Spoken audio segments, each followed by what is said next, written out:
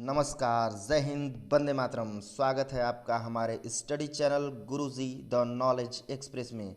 मैं दिलीप तिवारी आशा करता हूं आप सभी लोग अच्छे होंगे।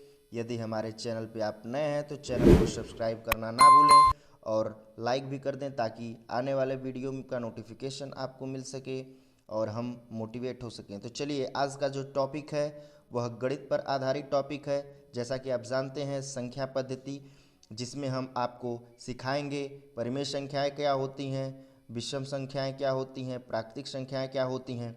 बिल्कुल आसान भाषा में, आपको रटना नहीं है, केवल आपको समझना है। तो चलिए, आगे बढ़ने से पहले यह जान लीजिए कि सफ़र तो करना होगा अगर मंजिल को पाना है। सफ़र तो करना होगा अगर मंजिल को पाना है। परिस्थिति से लड़ना होगा, घायल तो पूरा ज़माना है। परिस्थिति से लड़ना होगा, घायल तो पूरा ज़माना है। हमारे चैनल को सब्सक्राइब करना ना भूलें। चलिए, तो हम चलते हैं अपने टॉपिक की ओर और प्रश्नों को हल करने से पहले उसकी विस्तृत थ्योरी को जान लेते हैं। तो चलिए, पढ़ते हैं हम अपने प्रश्न की ओर। तो जैसा कि आप जानते हैं, संख्या पद्धति।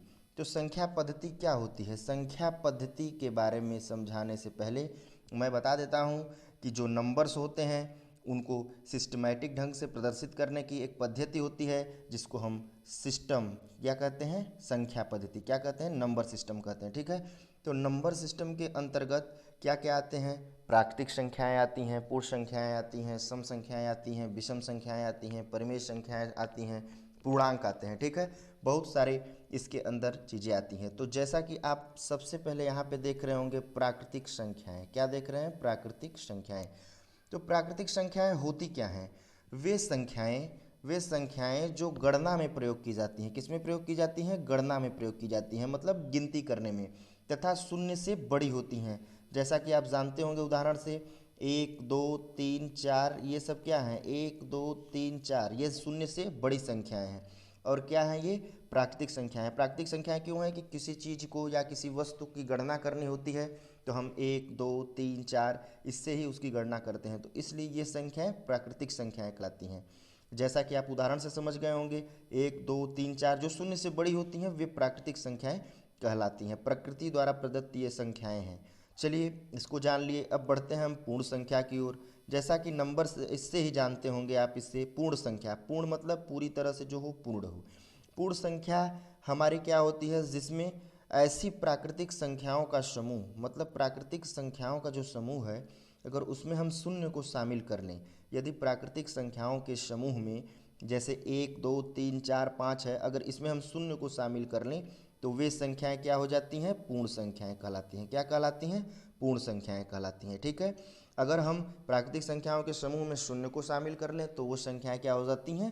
पूर्ण संख्या हो जाती हैं। पूर्ण संख्या कहाँ से शुरू होती है? 0 1 2 ऐसे शुरू होती है। ठीक है। तो पूर्ण संख्याएं जो होती है वो शून्य से स्टार्ट होती है और कहाँ तक जाती है? अनंत तक जाती है। ठीक है। चलिए, सम संख्या के बारे में जान लेते हैं। सम संख्या किसे कहते हैं? तो सम संख्या, जैसा कि आप नाम से ही समझ रहे होंगे, वे सभी संख्याएं जो 2 से पूर्णतया विभाजित हो जाती हैं सम संख्याएं कहलाती हैं। ठीक है। ऐसी सभी संख्याएं जो 2 से विभाजित हो जाती हैं सम संख्याएं कहलाती हैं। यहाँ पे एग्जाम्पल दिया गया है, आपको एग्जाम्पल से आप समझ लीजिए। जैसे 2 है, 4 है, 6 है, 8 है। ठीक है। ये संख्या अगर 2 से विभाजित किया जाए तो पूरी पूरी तरह से कट जाएंगे। जैसे 2/2, अगर हम 2 में 2 से भाग दें तो क्या आ जाएगा? 1 आ जाएगा। ठीक है। इसी तरह से अगर हम 4 में 2 से भाग दें, 4 में 2 से भाग दें तब भी कितना आ जाएगा? 4 में अगर 2 से भाग दें तो 2 आ जाएगा। मतलब यह संख्याएं क्या हो जा रही हैं? पूरी तरह से विभाजित हो जा रही हैं। ठीक है। तो इसे हम क्या कहेंगे? सम संख्याएं कहेंगे। ठीक है। सम संख्याएं कहेंगे। चलिए, अब आगे बढ़ते हैं और भी तथ्य के बारे में समझते हैं। जैसा कि आप जानते हैं, विषम संख्या के बारे में यहाँ पे देख लेते हैं हम, क्या होती है विषम संख्याएं। विषम संख्याएं किसे कहते हैं? विषम संख्याएं वे संख्याएं होती हैं जो पूर्णतया 2 से विभाजित नहीं होती हैं। वे संख्याएं जो 2 से पूर्णतया विभाजित नहीं होती हैं क्या कहलाती हैं? विषम संख्याएं कहलाती हैं। जैसा कि आप उदाहरण से समझ रहे होंगे, 1 3 5 7। ठीक है। इसमें क्या है? ये संख्याएं 2 से पूरी तरह से विभाजित नहीं हो सकती, जबकि 2 4 6 8 ये संख्याएं 2 से पूर्णतया विभाजित हो जाती हैं। तो जो 2 से पूर्णतया विभाजित हो जाती हैं वे सम संख्याएं होती हैं, और जो 2 से पूर्णतया विभाजित नहीं होती हैं वो विषम संख्याएं होती हैं। तो एग्जाम्पल से आप समझ गए होंगे 1 3 5 7 ये कैसी संख्याएं हैं? विषम संख्याएं हैं। ठीक है, चलिए अब बढ़ते हैं पूर्णांक की ओर। पूर्णांक किसे कहते हैं? वे सभी धनात्मक और ऋणात्मक संख्याएं हैं। ध्यान से समझिएगा इस तथ्य को। वे सभी धनात्मक और ऋणात्मक संख्या जिसमें शून्य भी शामिल हो पूर्णांक कहा जाता है। ठीक है, क्या कहलाता है? पूर्णांक कहलाता है। जैसे अगर मान लीजिए कोई ऋणात्मक संख्या है -1 -2 -3, कोई धनात्मक संख्या है +1 +2 +3 और शून्य, ये सारी संख्याएं मिलाकर क्या बोला जाता है? पूर्णांक बोला जाता है। क्या बोला जाता है? सारी संख्याओं को मिलाकर पूर्णांक। ठीक है, पूर्णांक बोला जाता है। पूर्णांक में धनात्मक, ऋणात्मक और शून्य सभी संख्याएं शामिल होती हैं। ठीक है, अब चलिए यहाँ पे जान लेते हैं हम उदाहरण के माध्यम से। यहाँ पे जैसा कि आपको उदाहरण में समझाया गया है, -2 -1 0 1 2, ये सब क्या है? ये सब क्या है? ये सब पूर्णांक हैं। ठीक है, पूर्णांक के बारे में भी जान लीजिए।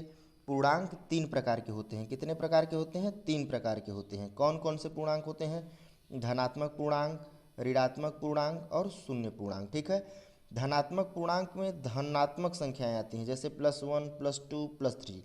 ऋणात्मक पूर्णांक में हमारी ऋणात्मक संख्याएं आती हैं, जैसे -1 -2। ठीक है, और जो शून्य पूर्णांक होता है वो शून्य होता है। शून्य एक पूर्ण संख्या है। ठीक है, तो शून्य भी पूर्णांक में शामिल होता है। ठीक है, समझ गए होंगे बिल्कुल अच्छे से। चलिए अब हम आगे बढ़ते हैं बिना देर किए। हमारा अगला जो टॉपिक है वो क्या है? परिमेय संख्या। क्या है? परिमेय संख्या। परिमेय संख्या किसे कहते हैं? बहुत से लोग इसके बारे में बताए होंगे, लेकिन आपको समझ में नहीं आता है कि परिमेय संख्या होती क्या है। तो मैं आपको इसे बिल्कुल आसान भाषा में समझा देता हूँ। वे सभी संख्याएं, ऐसी सभी संख्याएं जिन्हें हम क्या करें? P/Q के रूप में व्यक्त कर सकें। किस रूप में? P/Q के रूप में। जैसे 5/2, क्या है? ये परिमेय संख्या है। ये हो गया P, ये हो गया Q। ठीक है, ये अंश है, ये हर है। जो हमारा Q होगा वो 0 नहीं होना चाहिए। क्या होना चाहिए? 0 के बराबर नहीं होना चाहिए। यह शर्त होती है परिमेय संख्या की। ठीक है, कि जो हमारा 0 के बराबर जो हमारा वो है, हर है, वो नहीं होना चाहिए, तभी वह संख्या हमारी क्या होगी? परिमेय संख्या होगी। ठीक है, तो जैसा आप उदाहरण से यहाँ देख सकते हैं, एक में अगर 1 से भाग दिया जाए तो 1 आएगा, ये भी एक परिमेय संख्या है। 2/1, ये भी परिमेय संख्या है। मतलब जिसके भी भाग में 1 रहेगा वे सभी संख्याएं परिमेय संख्याएं होंगी। लेकिन यहाँ पे ध्यान देने योग्य बात यह है कि अगर उसे P/Q के रूप में व्यक्त नहीं किया जा सकता, अगर नहीं किया जा रहा पा रहा है, तो वो क्या हो जाएगी? अपरिमेय संख्या हो जाएगी, न कि परिमेय संख्या। जैसे कि आपको उदाहरण से यहाँ पे ध्यान दीजिए, 1 है, 2 है, 3 है, ये सभी क्या है? परिमेय संख्या है। 3/4, 5/4, ये सब क्या है? परिमेय संख्याएं हैं। ठीक है, अगर ध्यान से देखा जाए, ठीक है, अगर ध्यान से देखा जाए तो हमारा जो शून्य है वो भी क्या है? एक परिमेय संख्या है, क्योंकि शून्य में भी 1 से भाग देने पर शून्य ही होगा। तो शून्य भी क्या है? एक हमारी परिमेय संख्या होगी। अब चलिए बढ़ते हैं अपरिमेय संख्या की ओर। तो अपरिमेय संख्या के बारे में समझ लीजिए। वे सभी संख्याएं जिन्हें P/Q के रूप में व्यक्त नहीं किया जा सकता, वे सभी संख्याएं जिन्हें P/Q के रूप में व्यक्त नहीं किया जा सकता अपरिमेय संख्याएं कहलाती हैं। क्या कहलाती हैं? अपरिमेय संख्याएं कहलाती हैं। जैसे एग्जाम्पल में है √2, √3, √5। ठीक है, ये सब क्या है? ये सब अपरिमेय संख्याएं हैं। इसलिए अपरिमेय संख्याएं हैं क्योंकि जब इनका रूट किया जाएगा तो यह अशांत के रूप में प्राप्त होंगी, यह पूरी तरह से P/Q के रूप में प्राप्त नहीं होंगी।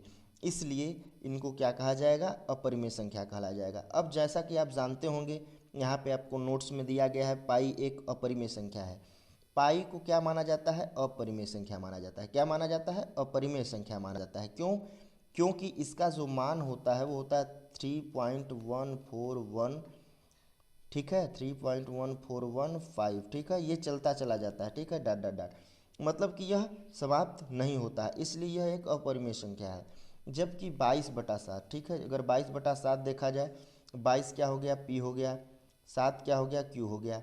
तो जो हमारा हर है Q, वो 0 के बराबर नहीं है। क्या है? मतलब 7 है, इसलिए यह एक अपरिमेय संख्या नहीं है। तो 22/7 हमारी परिमेय संख्या है और पाई एक अपरिमेय संख्या है। ठीक है, समझ गए होंगे बिल्कुल अच्छे से इस तथ्य को। चलिए अब हम बढ़ते हैं अपने पहले प्रश्न की ओर। तो जो हमारा पहला और लाजवाब प्रश्न है, जो इसी थ्योरी पर आधारित है वह यह है कि सबसे छोटी प्राकृतिक संख्या है वह क्या है। तो आप लोग जैसा कि पिछले हमारे टॉपिक में पढ़े हैं कि प्राकृतिक संख्याएं वे संख्याएं जो गणना में प्रयुक्त होती हैं और शून्य से बड़ी होती हैं। तो शून्य से बड़ी हमारी संख्या 1 होती है, 2 होती है, 3 होती है। तो शून्य के बाद जस्ट ही क्या आता है, 1 आता है।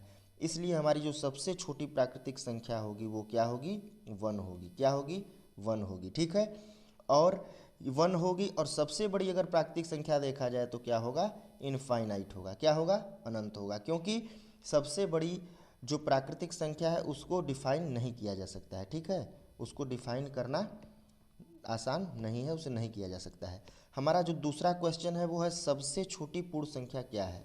सबसे छोटी पूर्ण संख्या क्या है। तो जैसा कि आप लोग पूर्ण संख्या जानते हैं, अगर प्राकृतिक संख्याओं के समूह में शून्य को शामिल कर लिया जाए तो क्या बन जाती है, पूर्ण संख्या बन जाती है। ठीक है, पूर्ण संख्या बन जाती है। तो यहाँ पे आप लोग देख रहे होंगे कि सबसे जो छोटी पूर्ण संख्या है वो क्या है, शून्य है। ऑप्शन ए सही हो जाएगा। क्या हो जाएगा, शून्य हो जाएगा, क्योंकि 0, 1, 2, 3 ऐसे शुरू होती है पूर्ण संख्या। तो जो सबसे बड़ी अगर पूर्ण संख्या आपसे पूछ लिया जाए तो क्या बताएंगे आप, इनफाइनाइट। क्या होगा, अनंत होगा, क्योंकि सबसे बड़ी कोई पूर्ण संख्या नहीं है और इसको डिफाइन भी नहीं किया जा सकता है। ठीक है, चलिए हम अपने तीसरे प्रश्न की ओर बढ़ते हैं। हमारा तीसरा और बिल्कुल ही आसान प्रश्न है, इनका उत्तर देना आपके लिए बहुत ही अनिवार्य है। ठीक है, ये भी बहुत आसान है। सबसे छोटी सम संख्या क्या है। सबसे छोटी सम संख्या क्या है। जैसा आप जानते होंगे सम संख्याएं क्या होती हैं। सम संख्याएं वे संख्याएं होती हैं दो से पूर्णतया विभाजित हो जाती हैं।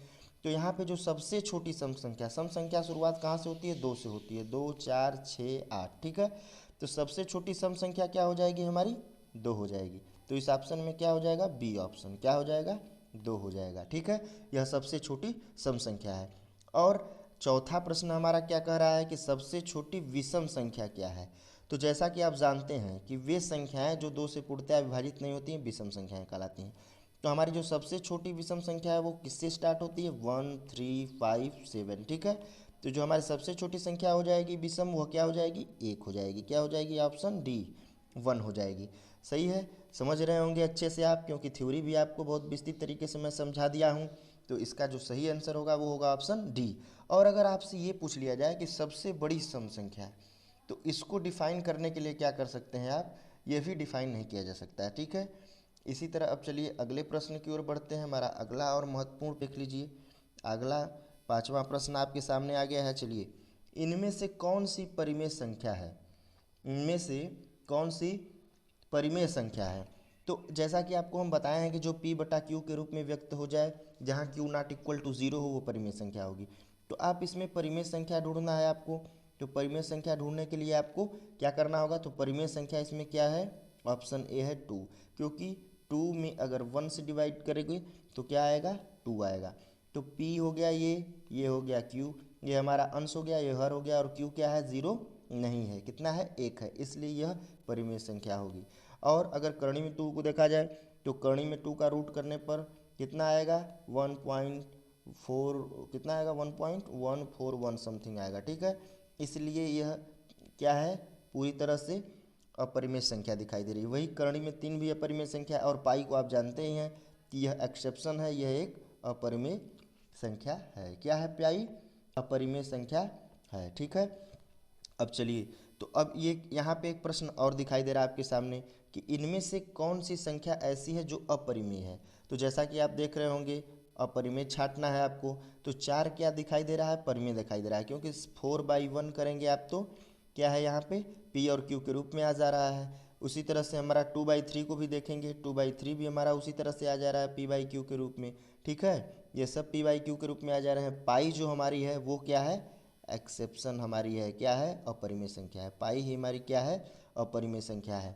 22/7 भी हमारा p/q के रूप में आ जा रहा है। तो पाई की जो वैल्यू होती है वो होती है 3.1415 समथिंग। ठीक है, इसलिए यह क्या है, एक अपरिमेय संख्या है। तो पाई क्या हो जाएगी, एक अपरिमेय संख्या हो जाएगी। ठीक है, आपको हमारा वीडियो कैसा लगा है, अगर आपको हमारा वीडियो अच्छा लगा तो हमारे चैनल को सब्सक्राइब करिए और वीडियो को लाइक कर दीजिए, ताकि आगे हम मोटिवेट होते रहें और भी अच्छी वीडियो आपके लिए लाते रहें। तो चलिए समाप्त करते हैं वीडियो को। जय हिंद।